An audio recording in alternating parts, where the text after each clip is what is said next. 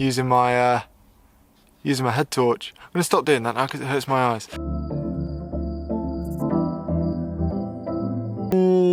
I've forgotten my sandwiches, which is not a good start.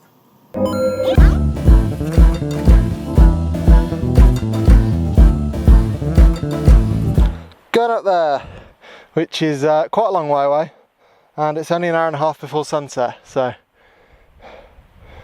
whew.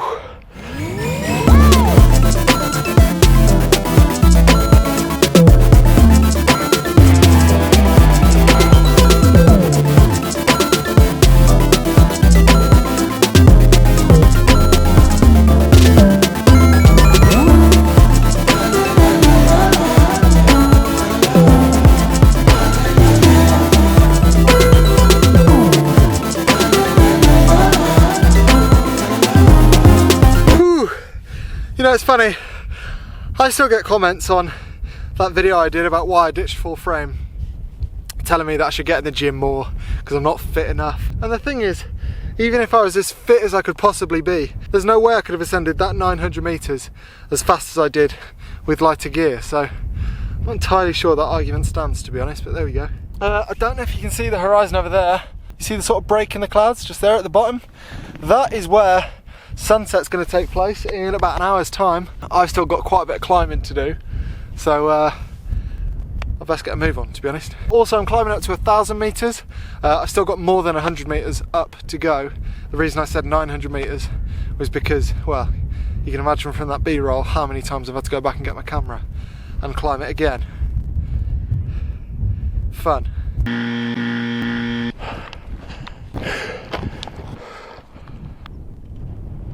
Ooh, it's cold up here.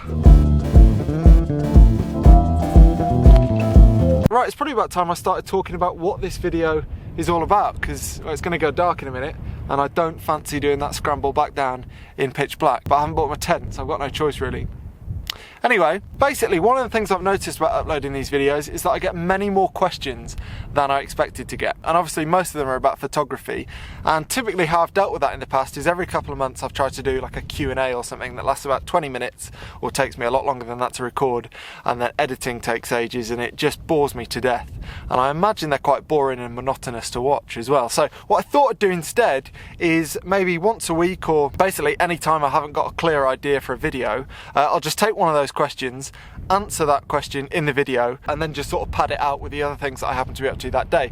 So today, for example, there are two things I was meaning to do on this trip. The first of which is to test my my new lens, my 8-18 Leica. That's not really going to happen because the light's fading fast, which is a shame. And the other thing I wanted to do up here was to do a bit of location scouting. And location scouting now, for sort of later on in a year, is always a good idea, I find, because you don't want to be doing location scouting and shooting when you're walking around in crampons. You best sort of knowing the area a little bit and being able to shoot much quicker and get out of the cold. Anyway, rambling on again. So today's question is, do clients mind what camera you shoot on? I've had this question a lot, typically I think because I shoot with Micro Four Thirds, and people a lot of the time want to know what my clients make of that. I've never had a client, an agency or an art director or anybody else say anything about any of my gear. Typically when I'm hired off the back of work that I've done previously, work that's deemed a good enough standard to hire me for that job. So people kind of trust my judgment with what gear I use. Speaking to other photographers, I think that's broadly the same. One or two of them have had the odd time when an art director has kind of tagged along with them and raised questions about why they're using particular gear. But if you've hired a photographer, then you're trusting that photographer to deliver work, and the photographer will know how to best deliver that work. So to be honest, the way I look at it, it's not really any of the client's business what equipment is used to do the job. What matters is that you do the job and do it well. Yeah, so that's my experience. That said, you know, if you're doing other kinds of photography other than commercial, so if you're, say, for example, a wedding photographer, I'd imagine that brides and grooms would get a little bit nervous if you turned up with a point and shoot, or a phone, for example. Similarly, if you're a mechanic, I imagine you probably wouldn't get away with turning up with Fisher-Price tools. But I think, to be honest, most clients I have wouldn't know the difference between this, a Micro Four Thirds camera, and a full-frame DSLR that has a sensor 4 times the size. Yeah, so in a nutshell, that's today's video. It's really cold up here when you stop walking.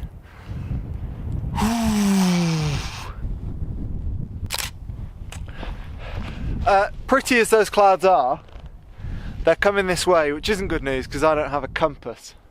So I've got to get down.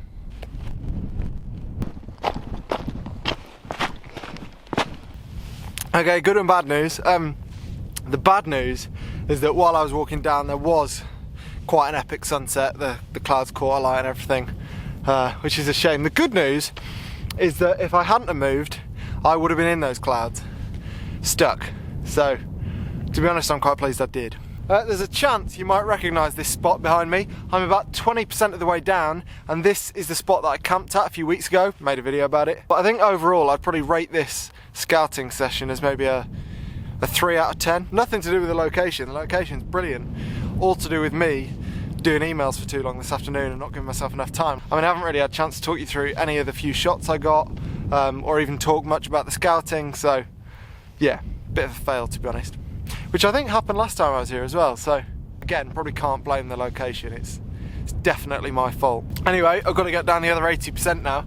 I think I'm probably going to put this camera away, and this one actually, because as you saw on the way up, some of the descent is quite sketchy, particularly in the dark. I mean, it's nearly pitch black now. I've raised the ISO so you probably can't tell, but it is quite dark. I do have a head torch though, so I'll see you in a bit.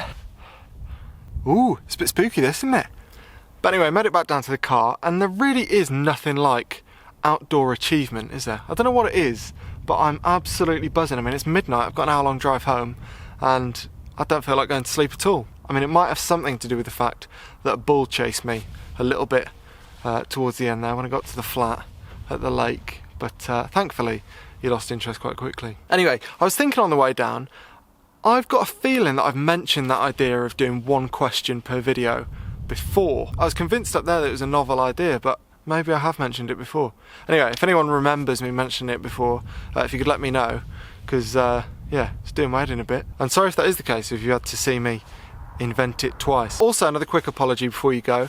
Last week, about a week and a half ago, I uploaded a video all about the book that I'm going to produce and release next year instead of a calendar. And if you didn't see it, I was basically asking for suggestions of things that should go in that book. And loads of you made some really, really good suggestions, and I've saved them all, but I've deleted the video. And the reason I've deleted the video is because I think I mentioned in the video that I didn't really have a firm idea of what I wanted in the book. And I was asking for all these suggestions, and I was getting really good ideas through, but it kind of struck me that there's a chance that I might look back and not be happy with the book myself if I don't come up with at least the kind of the structure by myself. So midges. So basically what I'm going to do is have a think for the next sort of month a bit more about the structure. I'm still definitely going to do it, I can't wait. It's just that, you know, it's going to take up a lot of time in the second half of this year for me, that project.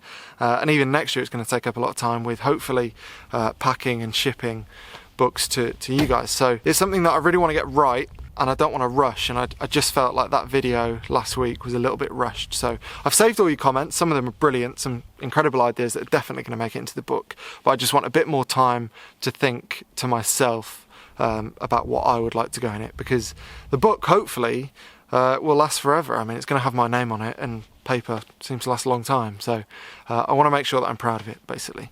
So sorry for the confusion there. And just know that if you did comment, your comment wasn't wasted, because like I said, I've saved them all. Anyway, I'm going to drive home now. Again, thank you very much for watching.